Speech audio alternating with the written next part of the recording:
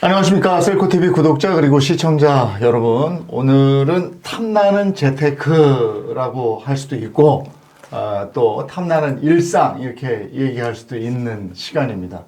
그러니까 일타쌍피다 이렇게 됩니다. 오늘 오시는 분이 우리 일상을 아주 탐나게 만들어주면서 재테크 노하우까지 전수해 주실 그런 분이거든요. 그야말로 국내 유일무이한 분이 아닐까 이렇게 생각이 됩니다. 빨리 모셔보죠. 그렇죠. 네, 사주 명리학자이자 부동산 투자 전문가이신 황금우측 남택스님을 모셨습니다. 어서 오세요. 어서 오세요. 안녕하세요. 네. 네, 한국어초 남택스입니다. 네, 반갑습니다.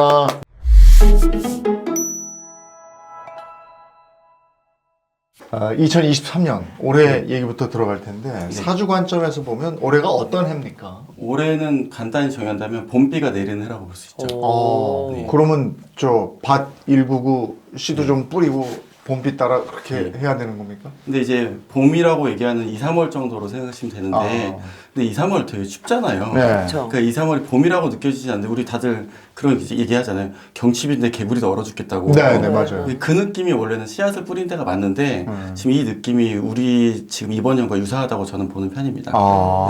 그러면 씨앗을 뿌리는 거면 내가 뭔가의 결실을 맺기 위해서 준비를 하는 기간인데 네. 이를테면 그 주식 같은 거 네. 저는 하도 안 맞아가지고 네. 요즘에 안정적으로 채권 같은 거 좀 네. 금리 높은 걸로 네. 전환했거든요. 네. 이런 준비를 하는 거죠. 어떤 거 변화 뭐 이런 거. 제 생각에 말씀하시는 건 포트폴리오고요. 아, 포트폴리오 변화를 해서 이렇게 자산 리밸런싱을 하시는 네. 거고 제가 보는 관점에서는 이제 자산군에 대한 투자를 의미한다고 보시면 될 것 같습니다. 좀 더 크게. 예, 그러니까 예를 들어 부동산을 산다던가 예를 들어 요때와 유사했던 때가 2012, 13년 이런 때였는데 대부분 그때 그 우리 맨날 나스닥 주식 보면서 그냥 그때 스타벅스 주식 1,000만 원치라도 샀으면 맞아. 그때 뭐 나이키 주식 1,000만 원치 샀으면 이런 고민을 하잖아요. 그렇죠. 그러니까 원래 그런 거를 사서 해야 되는 그 시점이 이번 년이 다시 왔는데 네. 다들 고민은 하락장이라고 얘기를 하죠. 그래서 다들 안 사더라고요. 네. 그러면 올해 좀 이렇게 사는 게 좋다라고 말씀하신 건가요? 제 주변 다 샀습니다. 집도 그렇고 네. 주식도 그렇고. 풀베팅입니다 지금. 아, 그래요? 진짜요? 예, 이게 믿겨지지 않는 건데 네. 이게 우리 3월달에 보면은 3월달에 가끔 이제 영화로 확 떨어질 때가 있잖아요. 네. 그럼 우리 원래 패딩 넣을까 말까 하다가 다시 패딩 입으면서 아직 추운 것 같아 이러다가 네. 갑자기 봄이 오잖아요. 그렇죠. 이번 년이 그렇게 갑자기 추워지는 연도 같다고 생각하시면 돼요. 갑자기 추워지는 때. 나는 그럼 또 딴 거 하고 있었네. 거기서 상처받고 나와서 딴 걸로 갔는데 이게 그럴 때가 아니에요. 타이밍이. 네. 네. 그럼 부동산 관점에서 보면 네.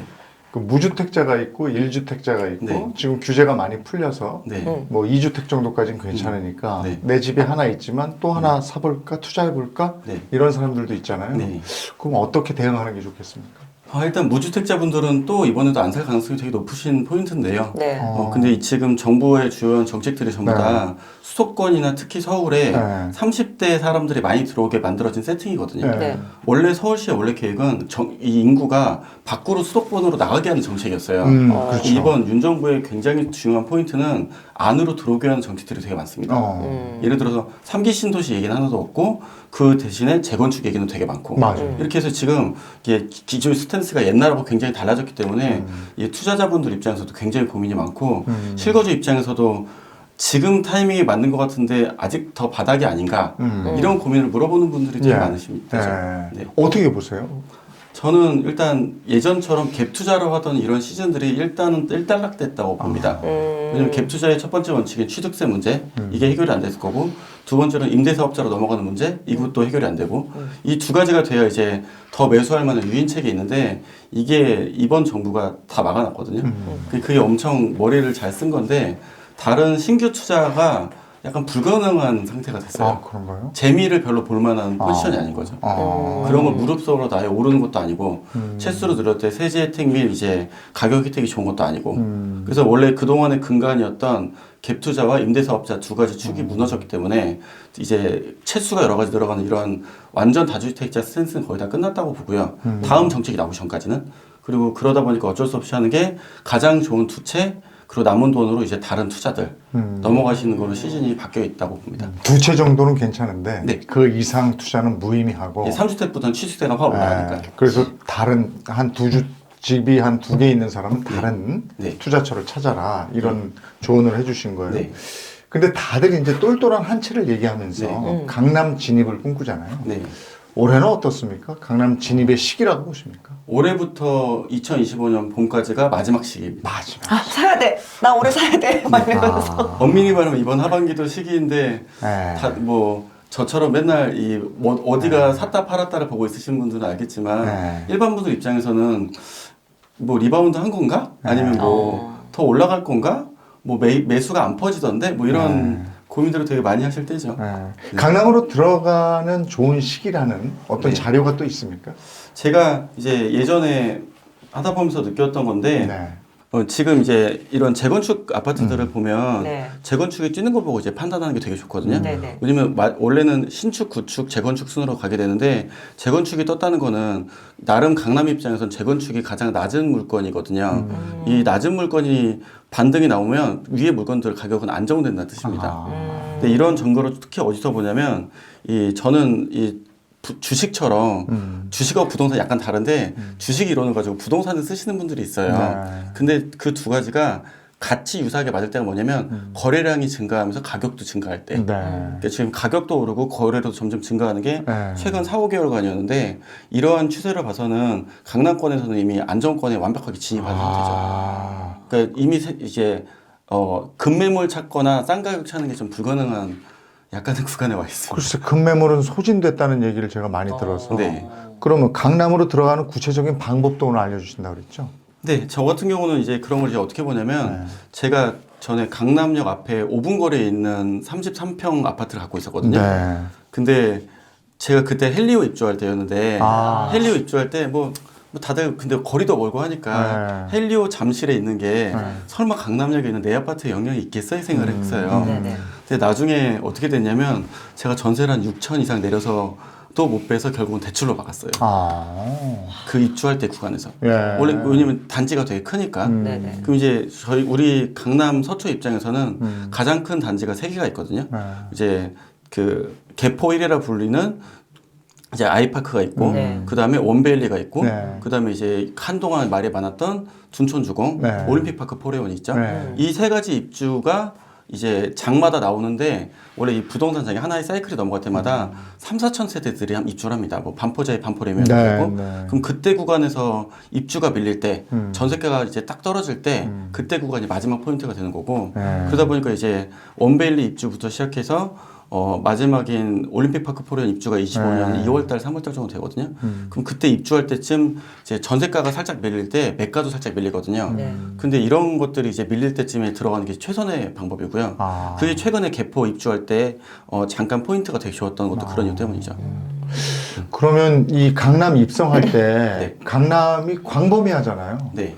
그러면 그런 것도 나하고 사주가 맞는 지역이 따로 있는 겁니까? 비싼 지역이 원래 좋습니다. 비싼 지역? 비싼 건 다 이유가 있는 건데. 뭐 반포, 압구정 뭐 이런데요? 예. 근데 이제 그 중에서도 이제 같은 반포 압구정을 보더라도 압구정 한양보다 아크로 리버파크나 리버뷰가 훨씬 더 가격이 탄탄하거든요. 네. 이 이유가 왜 그러냐면 신축은 신축값을 한다는 그렇죠. 거예요. 근데 다들 이제 어디 지역이 좋냐는 현대 아파트가 원래 좋다고 오랫동안 사셨던 3대가 사시는 집들이 있어요. 네. 근데 그런 걸 제외하면 좋은 게 맞죠. 그러니까 현실적으로는 지금 이미 신축 중에서 가격이 형성되어 있는 곳이 네. 살기에는 좋다. 예, 그거를 이제 다들 뭔가 풍수나 위치가 있을 줄을 말씀하시는 분들 있어요. 뭐 성수동 뭐 이런 뭐 저 옛날부터 유명했던 성북동 네네. 아니 뭐 이런 데 분들 말씀하시는 분들 있는데 네. 그건 이제 조선시대 얘기고 네. 조선시대 때는 왕궁 옆이었으니까 맞죠. 네. 지금은 아니죠. 지금은 옛날 기준으로 하면은 왕궁 옆이라고 그러면 용산이잖아요. 한남동 있는 거죠. 한남동. 네, 괜히 나인원이 있는 게 아니죠. 아, 그렇게 네. 되는군요. 네, 최근에 책을 쓰셨어요. 네. 돈과 운의 법칙이라고. 네. 거기에는 어떤 내용이 있습니까? 제가 이제 업종에 이제 일한 지가 한 25년 되고 네. 강남권에 있는 지 한 15년째 됐거든요. 네. 근데 제가 어떠한 현상을 발견을 했냐면 그 어떤 연도 특정한 때에 갑자기 모든 강남 손님들이 내가 문서원이 있다고 들었는데 라고 하면서 오시는 거예요. 그래서 제가 뭐 다 똑같이 얘기해. 이렇게 약간 속으로 그래 생각을 했는데 그게 나중에 시간이 지나고 나서 보니까 그런 이유가 있었던 걸 나중에 깨달았죠. 왜 그러냐면 강남권 분들의 운 반응이 제일 빠릅니다. 그리고 이제 이제 2024년 같은 때를 보시면 되는데 그 2024년 같은 때가 2014년하고 동일한 기점이거든요. 네. 그래서 2014년 때 저한테 제일 많이 물어봤던 게 제가 문서원이 있는데 왜요? 그래서 제가 무슨 2달 동안 맨날 문서원이 있대 이랬거든요. 네. 근데 제가 그때 당시에는 이제 강남권 이전 5년, 6년 차 되다 보니까 일단 저 사람이 말씀하시는 저 내용을 내가 이걸 모르니까 더 배워야 될 마인드로 있었거든요. 근데 저 때 보고 제가 부동산 쪽에 저 때부터 들어가기 시작을 했어요. 저 때가 좋을 때인데, 2014년. 네. 그러니까 지금 저걸 보면은 지금 이번 년 느낌하고 비슷해요. 13, 14년에도 야, 집 사지 마. 다 필요 없어. 막 이렇게 생각을 할 때였거든요. 맞아요. 근데 그때 왠지 내가 문서원이 들었다고 어떤 분은 사업을 오픈을 하고 어떤 분은 아줌마들은 와주셔서 내가 집 이번에 왠지 모르게 여자들이 이렇게 말씀하시는 내가 왠지 모르게 집을 바꿔야 될 것 같은데 그러면 제 속으로는 또 시작이네 또 시작 이렇게 생각을 했는데 나중에 근데 역으로 이제 이분이 이런 때를 옛날에를 추론을 해봤죠. 그러면 누님 2004년 2005년 뭐 하셨어요? 그래서 그때도 아마 결혼하고 애 낳았을걸? 이러는 거예요. 그래서 그러면 주기가 반복되니까 그러네. 주기가 반복되는 상황이 똑같이 발생했으면 이렇게 되는 거죠. 그러더니 강북에서 사람들이 오셔서 제가 이사를 하려고 하는데요. 라고 얘기를 하는 거예요. 제가 또 시작인데? 같은 상황을 두 번 경험하면 뭔가 이유가 있는 거잖아요. 그거를 이제 나중에 사주를 보다 봤더니 우리 갑질한다의 갑이라고 하잖아요. 네. 그 갑을병정이 연도마다 돌아가거든요. 네. 2014년이 갑 연도였던 거고 2015년이 을 연도였던 거죠. 그럼 내가 이렇게 쉽게 말하면 왕우장상의 씨앗이 있는가 이런 얘기를 하잖아요. 그게 바로 갑년도에 반응하는 사람들이죠. 예를 들어 삼성과의 승계는 2014년부터 발현이 되고 이렇게 그게 알고 보면 다 뭔가 세팅돼 있듯이 자동으로 움직이거든요. 희한하다. 그래서 대부분의 대기업들 포지션을 보면은 2014년에서 16년에 굉장히 많은 일이 발생을 합니다. 그 아까 제가 씨앗을 심는 연도라고 말씀드렸잖아요. 그럼 제가 대기업들 한번 말씀드려 볼게요. 삼성 그 설비 투자 하나요? 하죠. 네. 현대 하나요? 네. 하죠. SK 하나요? 하죠. 그럼 지금 보면은 모든 대기업이 2022, 23, 24년에 다 뭐 미국에 투자를 하네, 생산 설비를 늘리고 있네, 이렇게 막 이제 제 자산에 대한 자기의 그 투자를 이제 만들고 있잖아요. 네네. 근데 대기업도 이렇게 하는데 개인들이 안 해요. 그죠? 이렇게 대기업들도 특정 구간을 자기들이 본능적으로 투자 시기라고 맞춰서 집어넣기 시작을 하고 이렇게 투자할 때 다들 이제 제 입장에서 이제 저는 이제 주식 쪽을 좀 공부 조금 보다 보니까 대부분 이렇게 설비 투자할 때는 주식이 안 오르거든요. 기업 가치의 유보율에 있는 돈들 다 뽑아다가 집어넣어서 이제 생산 설비를 만들어야 되니까 그럼 원래 실적은 여기에서 첫 물건이 딱 나와서 그 분기의 수익이 딱 올라갈 때가 원래 매수 타이밍이라고 보는데 다들 쟤네들 다 돈만 쓰고 다 뻘짓한다고 막 망하려고 다 저런다고 이제 그런 거 보면은 다들 몇 조 원 있는 분들도 그렇게 진지하게 풀베팅을 하고 있는데 나는 그런 거를 관점으로 가지지 않는가 저 그런 게 되게 아쉬운 관점이 있었거든요. 근데 그런 관점이 24년에 또 들어옵니다. 그러니까 전체적인 흐름은 누구나에게 오는데 네. 거기에 올라타느냐 올라타지 그렇죠. 못하느냐의 차이네요. 예. 이게 거시적으로 보면은 전체 운은 이렇게 네. 가는데 네. 그 안에 나의 운을 알아서 접목시켜야 네. 이게 내 뭐 재력 이런 걸 상승시킬 수 있다. 네. 만약에 내년에 갑년도가 들어온 걸 알았어요. 네. 근데 나의 사주는 을만 먹는 사주란 말이에요. 네. 그럼 저는 을을 먹지 말고 갑을 먹으려고 구간에 머리를 써야죠. 아, 그러면 같은 운을 더 크게 먹죠. 아. 똑같은 운인데 아까 말씀드렸듯이 어떤 분은 한 채 사고 어떤 분은 두 채 사고 어떤 분은 지금쯤 뭔가 아마존도 좀 사고 왠지 삼성도 좀 사고 이렇게 깔아두셨던 분들이면 이제 내후년쯤 됐을 때 이런 걸 이제 주로 제가 제 책에 3년 5년 법칙이라고 했는데 23, 24, 25년 혹은 26, 27년 여기까지 이제 현재 이번 년의 포지션을 유지하면 어느 정도는 좋은 구간이시기 때문에 저 운을 먹게 되는 건데 이게 아니라고 하는 분들은 자기가 그 운을 못 먹게 되거나 원래 여기 관심이 없거나 하시는 거고 만약에 촉이 있거나 이렇다면 지금 매수 기회다. 네. 아까 전에 말씀드렸듯이 23년에 바보도 아니고 지금 왜 살까? 근데 그분들은 결과적으로는 이제 지금 벌써 단기 시세책만 1억 5천 2억씩 나고 계시니까 자기가 충분히 타이밍을 잘 봤다는 반증을 하시는 거죠. 그럼 그분들은 비과세를 받으려면 최소한 2년에서 3년을 끌고 가실 거고 그럼 그냥 생각해 보시면 25, 26년 됩니다. 근데 아까 말씀드렸듯이 25, 26년이 됐는데 아까 말씀드렸던 올림픽 파크 포레온도 입주가 끝났고 그럼 이제 그러면 강남권이나 서초 쪽에 물량이 아예 없거든요. 대단지 3, 4천 세대가 들어올 때 아니면 웬만해서 흔들리지 않아요. 왜냐면 3, 4천 세대 신축 집에 가려고 하는 기존의 그 동네 구축에 살던 분들이 그 집에 들어가고 그 구축에 새로운 사람들이 들어오는 이런 때 이제 전세가 약간 흔들릴 때 이런 때 들어와야 되는데 대부분은 자기가 낮은 가격을 맞출 수 있을 거라고 생각을 하거든요. 지금 저한테 오시는 매수하는 분들은 생각보다 저번 장에서 못 먹으신 분들이 더 많으세요. 못 먹어서 전세 15억인데 전세 10억을 들고 있어요. 현금으로. 이 기회를 네. 놓치지 않겠다. 이거 나왔는 내가 이거를 5년째 6년째 놓치고 있는데 이거 봤으면 그냥 사는 거죠. 그냥 사니까 자기 입장에서는 여한이 없는 거고 앞에 가격을 봤으니까 이 가격은 걱정을 안 하죠. 네. 자신 있게 들어갈 수 있죠. 알겠습니다. 돈은 대형 교통망을 타고 움직인다는 네. 말씀을 해주셨는데 네. 그거에 대해서 좀 설명해 주실 수 있으세요? 예, 이게 저 재미있는 걸 또 제가 발견하는 게 우리나라가 이렇게 이런 점국가는 아닌데도 불구하고 이 감년도 때마다 발생하는 일들이 있는 걸 제가 깨달았거든요. 그래서 봤더니 이 사회배수로 움직이는 연도들이 다 포인트가 있어요. 2004년이 KTX 개통입니다. 2024년은 GTX 개통입니다. 지금 뭔가 지금 주기가 겹치는데 그러네. 저게 국토개발 5개년 계획에 따라서 이 10년 단위로 가다 보니까 이렇게 계획들이 나오거든요. 네네. 근데 지금 이렇게 보다 보면은 2024년, 2016년 이런 때가 KTX SRT가 발전할 때 그때 나왔던 게 있죠. 그 특별법이나 이런 걸 통해서 어떤 도시, 혁신 도시 네. 이런 것들이 나왔던 게 2004년 이후의 얘기거든요. 근데 이런 것들이 이제 2024년에 옛날에는 이제 이 KTX SRT의 전제는 지방 분권화 시대였거든요. 근데 지금 이번 정부 얘기 들어보면 지방 분권 얘기 아무것도 없습니다. 글쎄 말이야. 세종시 얘기도 없습니다. 그럼 무조건 수도권 쪽에 집을 사야 되겠네요. 네. 그러니까 지금 이 정부 정책을 따라가는 게 기본인데 이름에도 불구하고 이제 지방 토지 투자를 막 고민하시는 50, 60대 분들이 유튜브 보고 와서 되게 많이 물어보세요. 이미 정부는 지방에 돈 낼 생각이 없는데. 그럼 이제 GTX라는 게 이제 얼마나 중요하냐면 교통망 중에 최상위 단계 교통망이 나오기 시작을 하는 거거든요. 네. 그럼 저 교통망이 저게 이제 제가 두 가지를 보고 있는데 첫 번째는 GTX, 두 번째는 제2외곽. 옛날에 제1외곽의 승자는 판교가 되었죠. 네. 예, 제2외곽의 승자는 현재 지금 송도, 그다음 동탄. 그럼 두 가지가 엮이는 이 두 가지가 GTX A랑 B 라인에 다 걸려요. 그러면은 요 라인으로 이제 서울이 커지는 거죠. 네. 옛날엔 서울이 경기도권까지 갔고 분당까지 갔지만 이 분당권이 동탄권이나 송도까지 커지는 거고 이 주기에 2024년에 서울의 강남권이 거의 다 걸리고 A 라인을 통해서 이 돈이 요 안으로 다 들어오게 되죠. 요즘 저한테 이제 울산, 부산 여자분들이 젊은 분들이 전화하면 항상 하는 말이 있어요. 좋은 남자가 없어요. 다 서울 갔어? 다 서울 갔어요. 물론 아, 지방에 이게 참 큰일이긴 한데, 그죠? 맞아요.